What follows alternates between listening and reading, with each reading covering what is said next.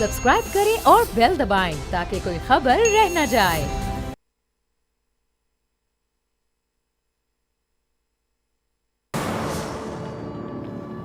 अस्सलाम वालेकुम नाजरीन, मैं हूं डॉक्टर फ़िज़ा अकबर खान और मैं हूं पाकिस्तान और आप देख रहे हैं पाकिस्तान के सबसे बड़े न्यूज़ चैनल का नंबर 1 प्रोग्राम ऐसे नहीं चलेगा। नाज़रीन, एक शख्स को भूत होते हैं ना, भूत, जिन, भूत काबू करने का बड़ा शौक था कि कोई जिन या भूत मेरे काबू आ जाए। अच्छा, बेचारे ने बड़े ही जंतर मंतर सीखे मगर उस शख्स के बस में कोई भूत नहीं आया।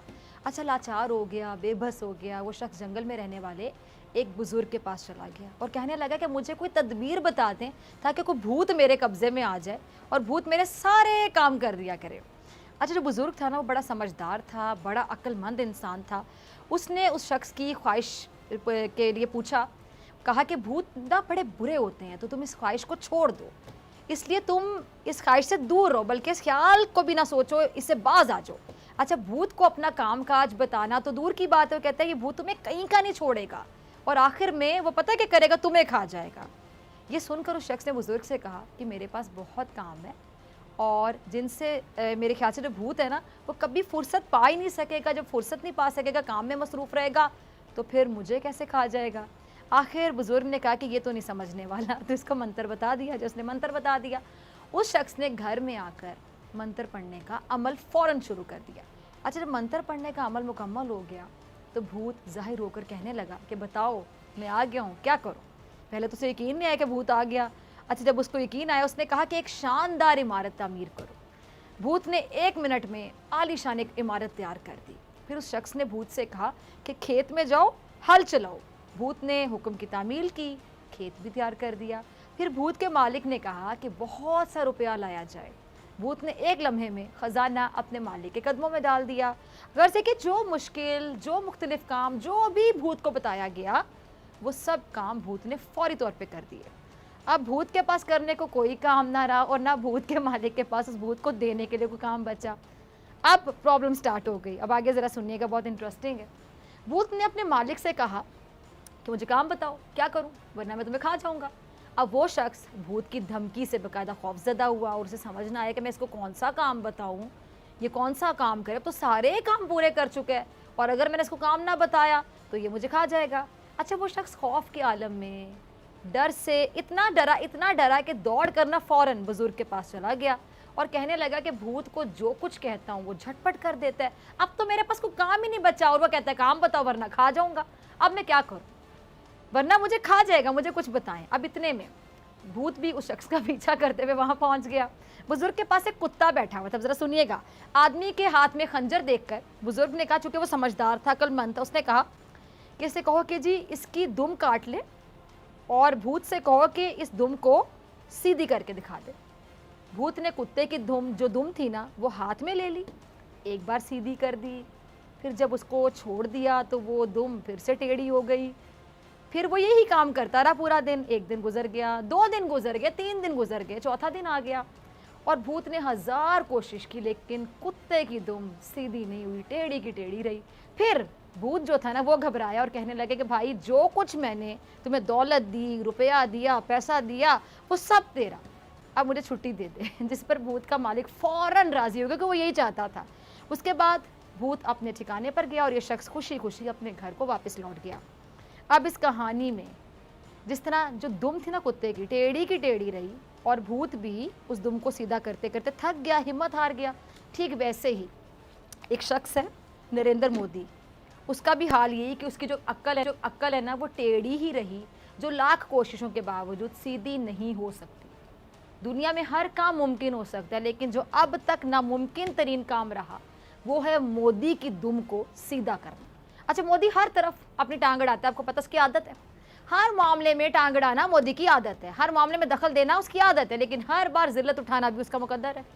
अब भारत के शर से पाकिस्तान महफूज नहीं रहा। आपको पता है, हमेशा ये कोशिश करता रहा कि पाकिस्तान के खिलाफ साजिश करे, लेकिन भला हो मोहसिन पाकिस्तान डॉक्टर अब्दुल कदीर खान साहब का, जिन्होंने भारत को पाकिस्तान के खिलाफ बड़ी जंग से हमेशा बाज रखा। छोटी मोटी साजिशें करता रहता है, छोटा मोटा शर फैला के बड़ा खुश होता है, महजूज होता है, लेकिन अल्लाह का लाख लाख शुक्र है क्योंकि बड़ी साजिश पाकिस्तान के खिलाफ नहीं कर सका, और जब इसने करने की कोशिश की तो इस नरेंद्र मोदी ने मुंह की खाई।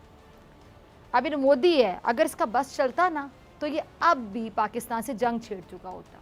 लेकिन अब मोदी जानता है कि अगर इसने पाकिस्तान से जंग का सोचा भी तो पाकिस्तान के एटमी हथियार से इसे और इसके भारत को कहीं का नहीं छोड़ेंगे। बल्कि अगर पाकिस्तान ने एटमी हथियार चला दिया तो भारत में कहीं पे घास नहीं उगेगी, ना मंदिरों में घंटियां बजेंगी। मोहसिन पाकिस्तान डॉक्टर अब्दुल कदीर खान दुनिया से रुखसत हो गए, लेकिन तारीख में हमेशा हमेशा हमेशा के लिए अमर हो गए। वतन के दिफा को नाकाबिले तस्खीर बनाने में डॉक्टर अब्दुल कदीर खान साहब का बहुत बड़ा किरदार जो कि भुलाया नहीं जा सकता। और यही वजह है कि आज दुश्मन चाहते हुए भी पाकिस्तान के साथ जंग करने से डरता है। आज पाकिस्तान एटमी ताकत है, जिसकी वजह से दुश्मन मुल्क पाकिस्तान की तरफ मैली आंख से देख नहीं सकता। और तारीख गवाह है कि डॉक्टर अब्दुल कदीर खान साहब ने बगैर वसाइल और मगरबी दुनिया की मदद के एटमी प्लांट लगाकर दुनिया को हैरान किया। मरहूम डॉक्टर अब्दुल कदीर खान साहब ने 31 मई 1976 को उस वक्त के वज़ीर आज़म जुल्फ़िकार अली भुट्टो की दावत पर इंजीनियरिंग रिसर्च लेबॉर्ट्रीज़ में पाकिस्तान को एटमी ताकत बनाने का काम शुरू किया। 1984 में एटॉमिक डिवाइस बनाने में कामयाब हुए और सदर ज़ियाउल हक साहब ने रिसर्च सेंटर का नाम तब्दील करके doctor AQ Khan research centre कर दिया था। अच्छा, मोहसिन पाकिस्तान ने 8 साल के कम अरसे में एटमी प्लांट नस्ब करके सारी दुनिया को हैरत ज़दा कर दिया। और दुनिया की हैरत में मज़ीद इजाफा उस वक्त हुआ जब 1998 में बलूचिस्तान के शहर चागी में कामयाब एटमी तजर्बात किए गए। यूँ कहा जाए कि डॉक्टर अब्दुल कदीर खान साहब ने एटमी प्रोग्राम की मदद से भारत के हाथ पांव बांध दिए तो गलत नहीं होगा। अच्छा, डॉक्टर अब्दुल कदीर खान साहब हकीकी मायनों में पाकिस्तान के मुहाफिज थे। भारत के पाकिस्तान पर मुमकिन हमले को रोकने की ऐसी पेशबंदी कर गए कि उनका ये एहसान कभी भुलाया नहीं जा सकता। उनकी बातें बड़ी सादा होती थीं, बड़ी सीधी होती थीं, लेकिन दुश्मन का दिल दहला देती थीं। ज़रा क्लिप चलाइएगा। अच्छा, सुना आपने, डॉक्टर अब्दुल कदीर खान साहब भारत के अज़ाइम से कह लें कि अच्छी तरह से अच्छे तरीके से वाकिफ़ थे, इसलिए उन्होंने भारत के हर जारिहाना इक़दाम के लिए पूरी तैयारी कर रखी थी।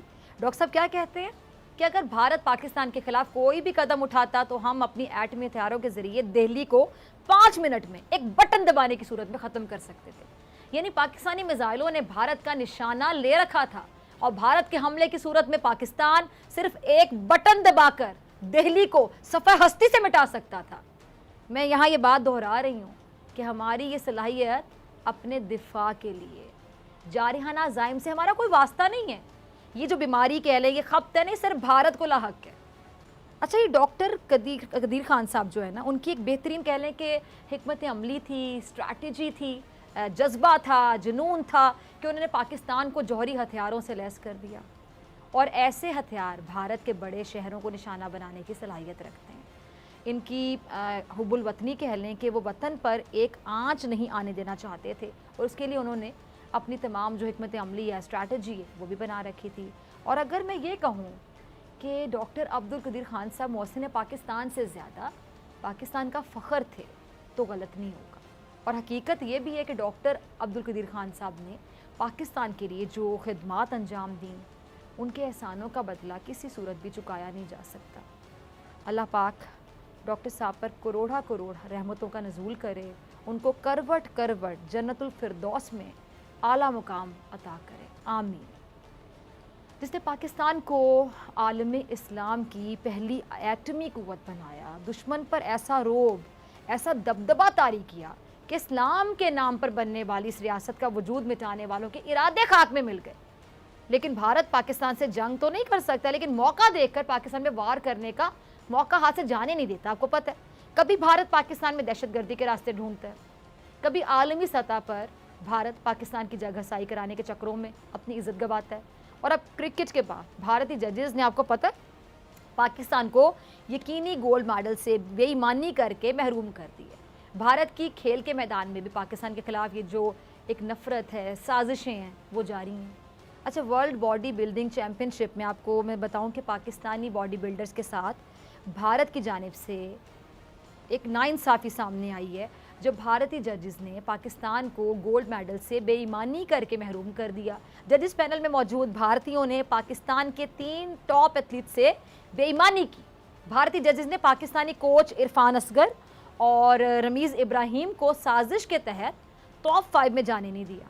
अब नाज़रीन, इस खबर के बाद भारत की पाकिस्तान के खिलाफ नफरत तो वाज़ेह हो गई और ये भी क्लियर हो गया कि मोदी ने अपने दारों को भी किस कदर पाकिस्तानी दुश्मनी के कामों पर लगा रखा है। और अब भारत का हाल इस वक्त समझ लें कि बगल में छुरी मुंह में राम राम वाला है, क्योंकि एक तरफ ये खबर सामने आती है कि स्पीकर भारतीय लोकसभा ने चेयरमैन सेनेट सादिक संजरानी साहब को दौरा भारत की दावत दी है। उसके बाद सादिक संजरानी साहब ने तकरीब में शिरकत से मुतालिक जो मुख्तलिफ हल्के हैं उनसे मुशावरत भी शुरू कर दी है। अब एक तरफ भारत हमारे चेयरमैन सेनेट को भारत के दौरे पर बुला रहा है और दूसरी तरफ कभी हमारे खेलों पर असरअंदाज होने की कोशिश करता है, कभी मकबूजा कश्मीर में होने वाले हमलों को पाकिस्तान से जोड़ने की कोशिश करता है। तो ऐसे में भारत से खैर की उम्मीद क्या रखी जा सकती है? कैसे रखी जा सकती है? हो ही नहीं सकता, नामुमकिन है, इम्पॉसिबल। अब भारत सादिक संजरानी को अपने यहाँ बुलाकर एक्चुअली करना क्या चाहता है? दुनिया की आंखों में धूल झोंकना चाहता है, क्योंकि मोदी ने पहले भी एक जाली यूरोपीय यूनियन का जो वफ्द है वो मकबूजा कश्मीर में भेजकर, ये आपको याद होगा, ये तासुर जमाने की कोशिश की थी कि जी भारत में तो सब कुछ अच्छा है, कश्मीर में तो बड़ा अमन है। अब भारत मकबूजा कश्मीर में जुर्म पर जुर्म करता चला आ रहा है। सबसे बड़ी जमहूरियत का दावे करने वाला मुल्क कश्मीरियों पर ज़िंदगी तंग किए हुए भारतीय फ़ौज ने 900 कश्मीरी जवानों को गिरफ्तार कर ली है, जबकि भारतीय जो मीडिया है वो 5 भारतीय फ़ौजियों की हलाकत की भी तस्दीक कर रहा है। और इस सारे की ये धरे का इल्ज़ाम भी पाकिस्तान पे लगाया जा रहा है। और ये जो निहत्थे कश्मीरी हैं उन्हें कौन मारता रहा है? कश्मीरियों के हक़ में आवाज़ उठाने वालों को कौन शहीद करता रहा है? ये भी सबके सामने। और जब मोदी से उसकी ऑपोजिशन ने ये सवाल पूछा कि कश्मीर में अगर सब अच्छा है तो कश्मीर में ये नकलो हमल में जो पाबंदी है वो क्यों लगाई गई है, तो उसका मोदी के पास कोई जवाब नहीं होता। ये ज़रा क्लिप होगा राहुल गांधी साहब का, बाबर कादरी का, जरा चलाइएगा।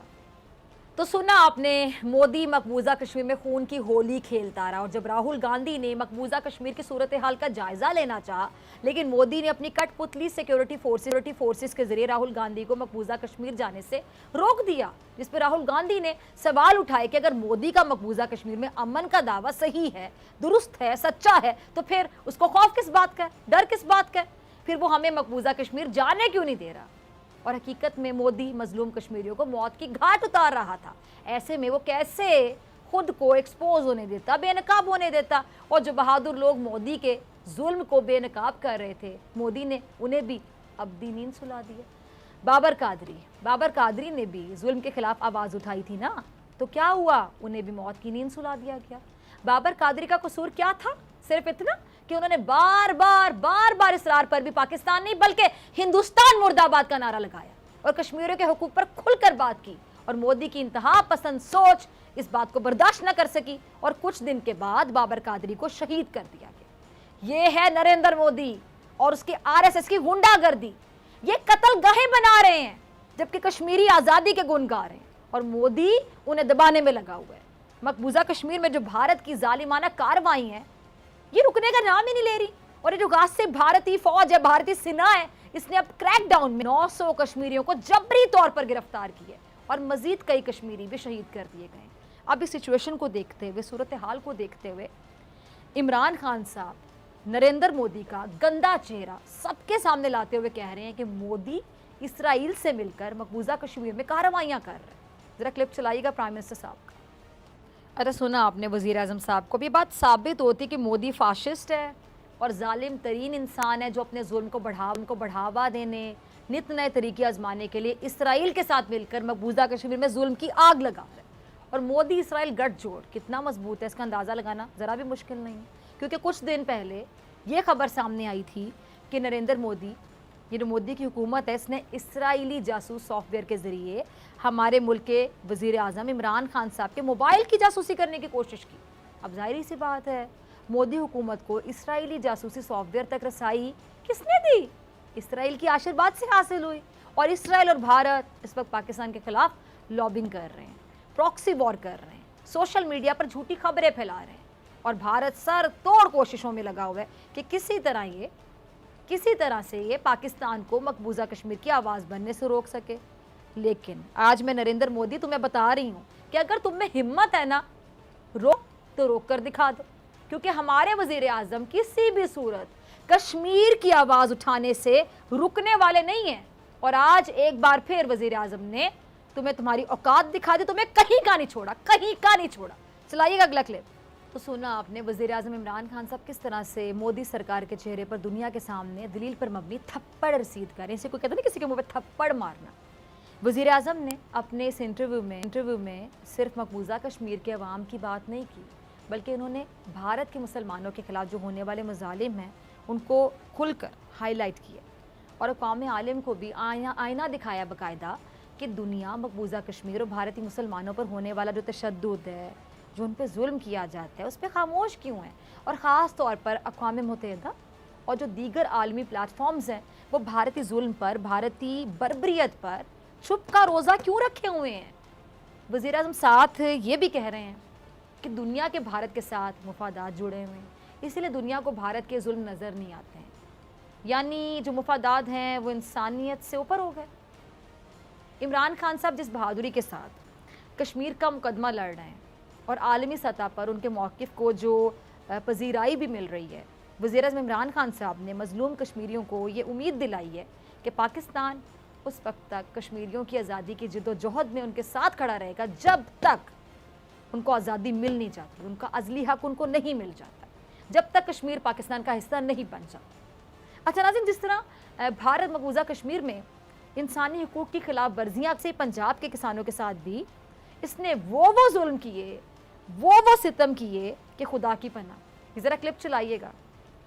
सुना आपने, पंजाब के किसानों का कत्लेआम हो या फिर निहत्ते कश्मीरियों का खून बहाने का जुर्म, मोदी के जुल्म का जो घड़ा है ना, अब पूरा कहने के भर चुका है।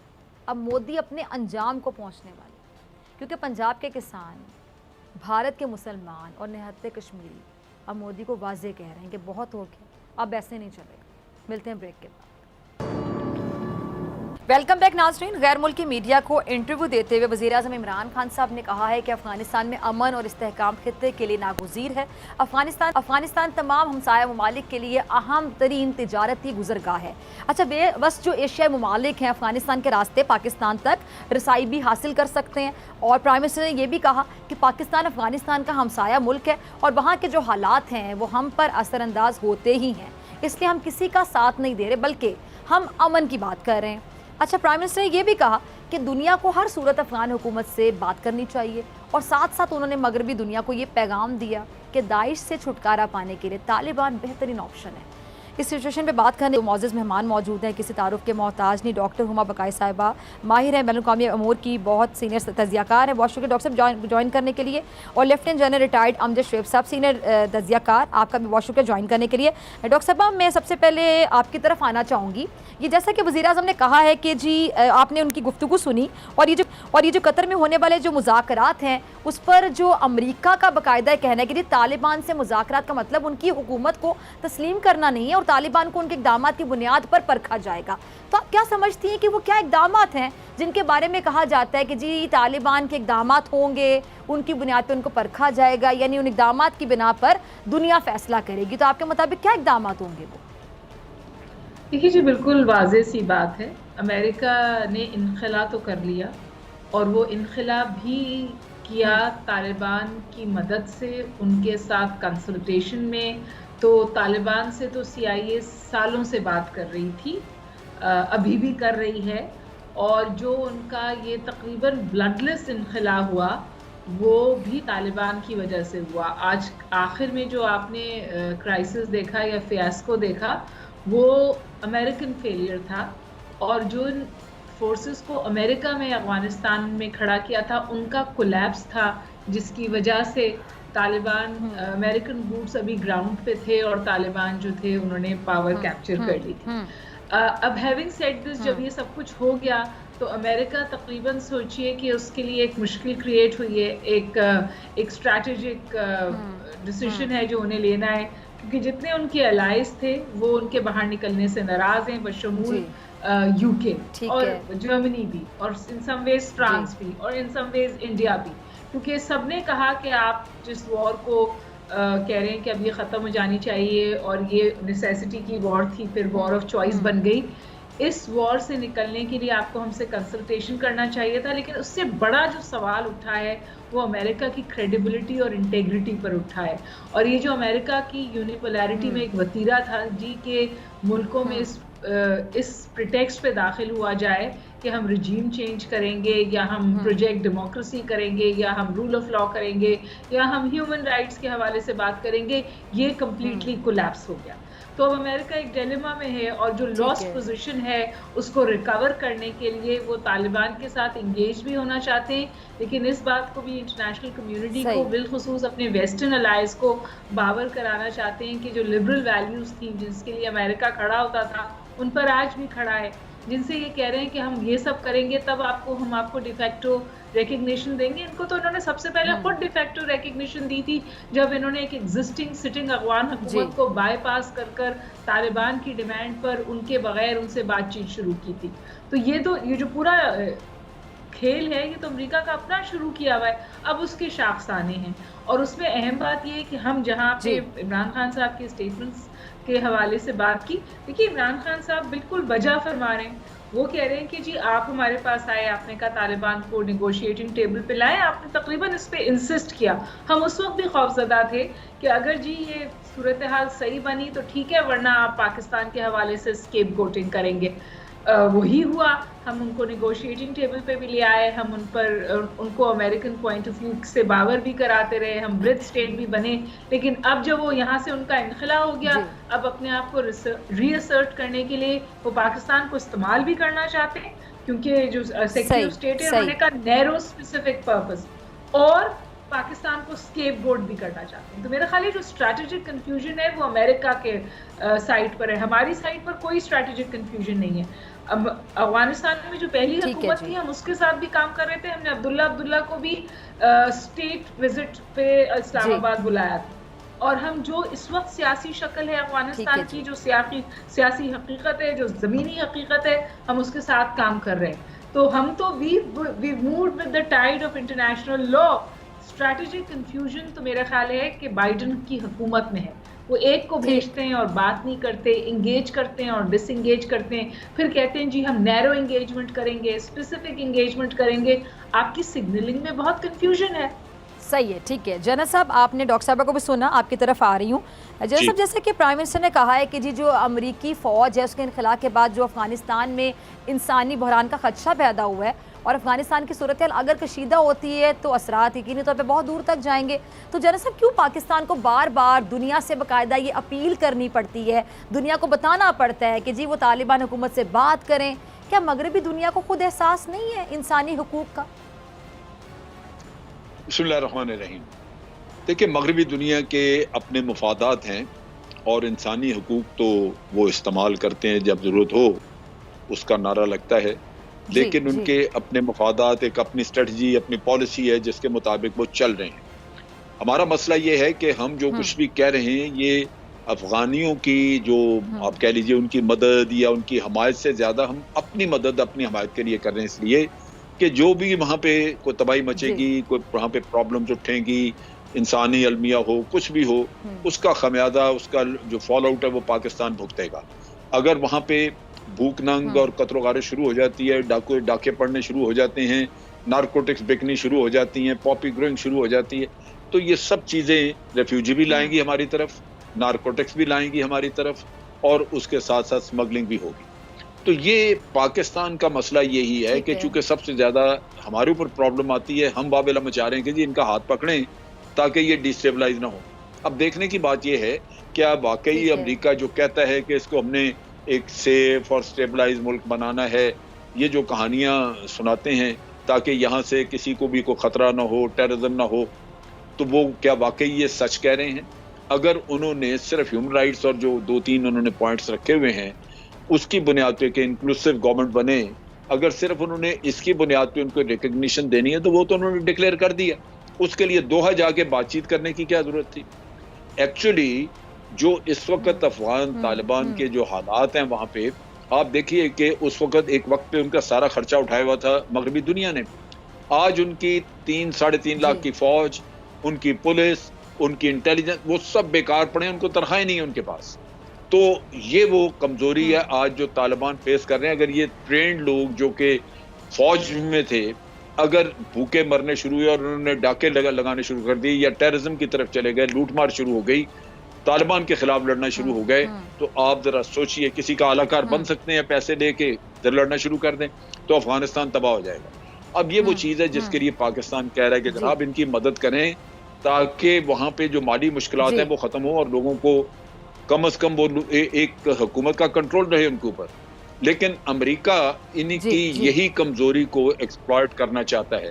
वो जो बातचीत कर रहे हैं वो इनको एक्सप्लॉइट करेंगे। इनकी इस वक्त की गुर्बत, पैसे की कमी, भूख नंग, जो कुछ भी प्रॉब्लम्स उनकी इस वक्त हैं उनमें अभी उन्होंने एक चीज का तो कह दिया कि जी हम इंसानी हमदर्दी की बुनियाद पे आपको देंगे चीजें, कुछ वो देंगे, लेकिन ये सारी जो एंगेजमेंट है ये वहां पे वापस दोबारा अपना एक फुट होल्ड रखना चाहते हैं इंटेलिजेंस के जरिए। अभी फिजिकल प्रेजेंस इनकी फौज वगैरह के जरिए नहीं होगी क्योंकि वहां पे वो अफगानिस्तान को अब डिनाई करेंगे चाइना को अगर उसकी इकोनॉमी की वजह से कर रहे हैं, कंटेन कर रहे हैं पूरी दुनिया में, तो लाजमन वो अफगानिस्तान उनको प्लेट में रख के नहीं दे सकते कि ये अगर जाता है तो फिर तो चाइना की इकोनॉमी इधर भी बढ़ेगी, सेंट्रल एशिया में भी जाएगी, जैसे हम कनेक्टिविटी की बात करते हैं। तो उस लिहाज से लगता यही है कि वो तालिबान की या हुकूमत की जो इस वक्त मुश्किलात हैं उनको एक्सप्लॉइट करते हुए वो इनकी रिकग्निशन भी होल्ड पे रखेंगे और इनसे कुछ कंसेशंस लेंगे, अपने मुल्क में कुछ उनके घुसने की कोशिश करेंगे। जैसे उन्होंने अभी कहा कि दाइश के खिलाफ लड़ने के लिए अगर आपको मदद चाहिए तो मदद करने के लिए तैयार हैं, तो तालिबान ने मना कर दिया कि नहीं जी हमें दाइश के खिलाफ लड़ने के लिए आपकी मदद की जरूरत नहीं है। तो इस तरह की वो बातें करेंगे जिससे कि वो अपना दोबारा किसी न किसी शक्ल में अपनी सॉफ्ट पावर के जरिए एंटर हो सकें अफगानिस्तान में और डिनाई कर सकें अपने एडवर्सरीज को, ये जगह डिनाई कर सकें। ठीक है जी। अच्छा डॉक्टर साहिबा आपकी तरफ आ रही हूँ। डॉक्टर साहब पाकिस्तान तो ये चाहता है ना कि दुनिया के जो दीगर ममालिक हैं वो अफ़गान अवाम को अकेला ना छोड़ें, तनहा ना छोड़ें, लेकिन जो सिचुएशन है उससे लग ऐसा रहा है कि शायद जो बाकी ममालिक हैं उनके शायद जो मुफादात हैं वही ख़त्म हो चुके हैं अफ़गानिस्तान से, या फिर अगर मैं इस तरह कह लूँ कि वो एक दूसरे की तरफ देख रहे हैं कि कौन पहल करेगा तालिबान हुकूमत को तस्लीम करने में, एक्सेप्ट करने में और उनकी मदद करने में। आपका क्या एनालिसिस है इस पर? मेरे ख्याल है इस वक्त डी फैक्टो लेजिटिमेसी या रिकग्निशन तो तालिबान के पास है।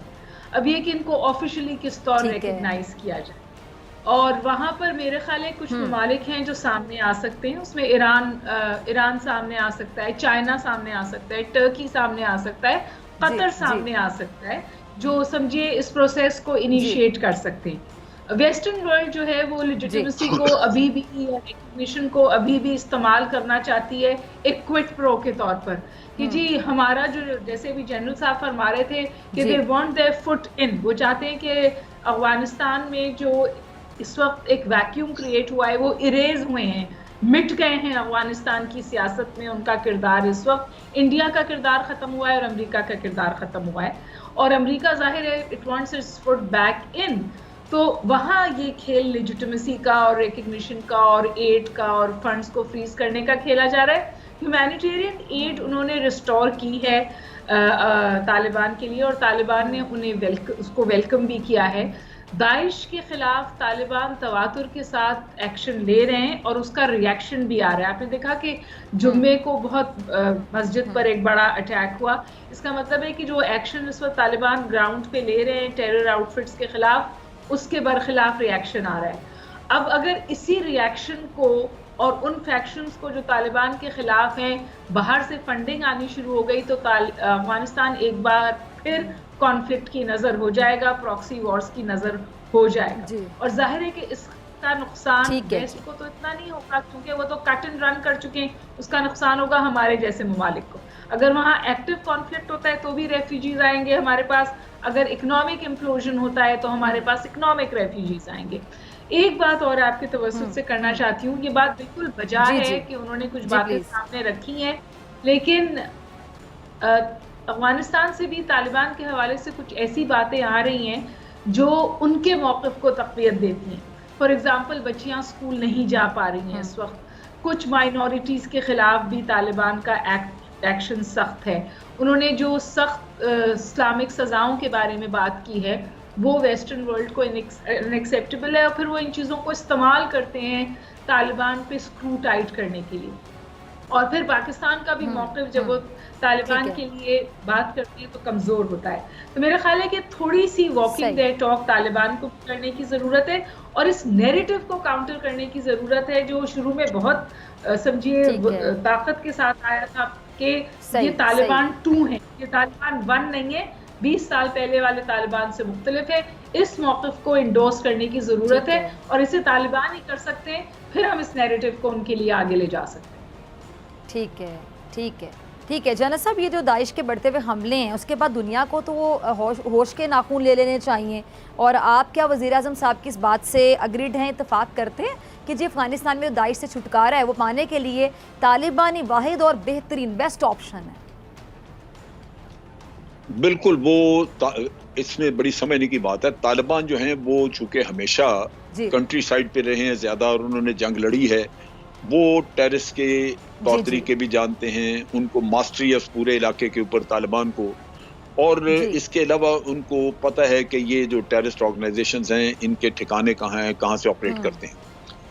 बिल्कुल वो ठिकाने बदलते भी रहते हैं, लेकिन उनको अंदाज़ा है, और मेरा ख्याल है कि वहाँ पे उनकी इंटेलिजेंस बेहतर काम करेगी, वो इनको ज़रूर इनको निपटाएंगे। असल चीज़ ये है कि ये जो दाइश है ये वो दाइश नहीं है जो कि सीरिया से आप कह रहे थे कि पूरी दुनिया में वो आके तो आगे चाहते हैं कि जी इंडिया तक वो जाएं, वो किस्सा नहीं है। ये दाइश क्रिएट की गई थी, भारत ने की थी ये पाकिस्तान के लिए। आज भारत उनको वहाँ अफगानिस्तान में तालिबान को डिस्टेबलाइज करने के लिए इस्तेमाल कर रहा है, और ये बढ़ेगा, भारत इसमें पैसा लगेगा, क्योंकि भारत टोटली लॉस में है। उसका 3 बिलियन भी डूबा हुआ है इस वक्त, और जो पाकिस्तान के खिलाफ वो कर रहा था वो भी उसके लिए आज मुश्किल हो गया, मसला बना हुआ है। और ये एक वहाँ पे एक एलिमेंट जो इफेक्टिव है उसका वो वही है जो कि खुरासान चैप्टर या ये ISIS है। तो इसको वो तालिबान को डिस्टेबलाइज करने के लिए करेंगे, लेकिन तालिबान मेरा अपना अंदाजा है कि इसको न्यूट्रलाइज कर लेंगे, उनके पास ये अहलियत है।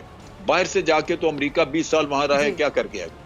किसी को बाहर से जाके वहाँ पे कुछ करने की जरूरत नहीं है, क्योंकि वो कामयाब होगा नहीं। वहीं के लोग ये अपने निपटा सकते हैं, और वो मेरा ख्याल है तालिबान बेहतर पोजीशन में।